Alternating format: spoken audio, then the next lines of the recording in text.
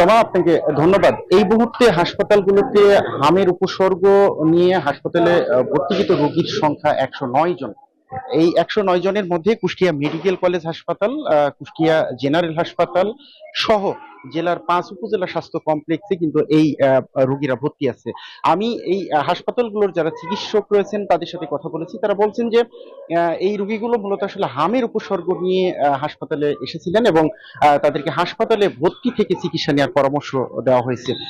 পাশাপাশি কিন্তু জেলায় প্রায় 700 জনেরও বেশি আহ, হামের উপসর্গ বা আক্রান্তের সংখ্যা মিলেছে বলে জেলা সিভিল সার্জন অফিস তথ্য দিচ্ছে।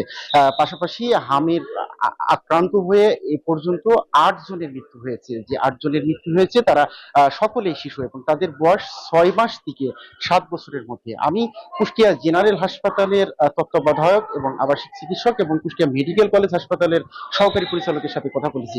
তারা বলছেন যে হামে আক্রান্ত বা হামের উপসর্গ নিয়ে যারা হাসপাতালে চিকিৎসা নিতে আসছেন তাদেরকে আলাদা ওয়ার্ডে রেখে চিকিৎসা দেওয়া হচ্ছে। ইতিমধ্যেই কুষ্টিয়া মেডিকেল কলেজ হাসপাতাল এবং কুষ্টিয়া জেনারেল হাসপাতালের দুটি ওয়ার্ডকে হাম আইসোলেটেড ওয়ার্ড হিসেবে কিন্তু ঘোষণা করা হয়েছে। পাশাপাশি কুষ্টিয়া জেনারেল হাসপাতালের একটি ওয়ার্ডকে প্রস্তুত রাখা হয়েছে যাতে বাড়তি রোগীর চাপ সামাল দেওয়া সম্ভব হয়। আমি সিভিল সার্জনের সাথে কথা বলেছি। সিভিল সার্জন বলছেন যে হামের টিকা না দেওয়ার কারণেই মূলত আসলে এই প্রাদুর্ভাব এবং ইতিমধ্যেই কিন্তু গতকালকে থেকে তারা টিকাদান কর্মসূচি চালু করেছেন।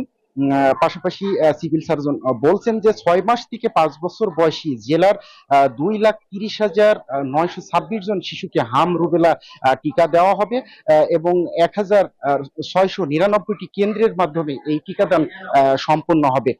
সিভিল সার্জন বলছেন যে এই টিকাদান কার্যক্রম শুরু হলে হয়তো বা এর আক্রান্ত বা উপসর্গ নিয়ে যে রোগী হাসপাতালে আসছেন তাদের সংখ্যা কমে আসবে। পাশাপাশি বিশেষজ্ঞ চিকিৎসকরা বলছেন যে যাদের শরীরে হামের উপসর্গ বা লক্ষণ দেখা দিচ্ছে তাদেরকে দ্রুত হাসপাতালে এসে ভর্তি থেকে চিকিৎসা দিতে হবে, প্রয়োজনে বিশেষজ্ঞ চিকিৎসকের পরামর্শ দিতে হবে। তো এই ছিল কুষ্টিয়া থেকে হামের সংক্রমণ, আক্রান্ত এবং চিকিৎসা নিয়ে সর্বশেষ। তমা, লালন, ধন্যবাদ আপনাকে। 200-র বেশি সার্ভিস ও ফিচারে লেনদেনের সব বিকাশ অ্যাপে সম্ভব।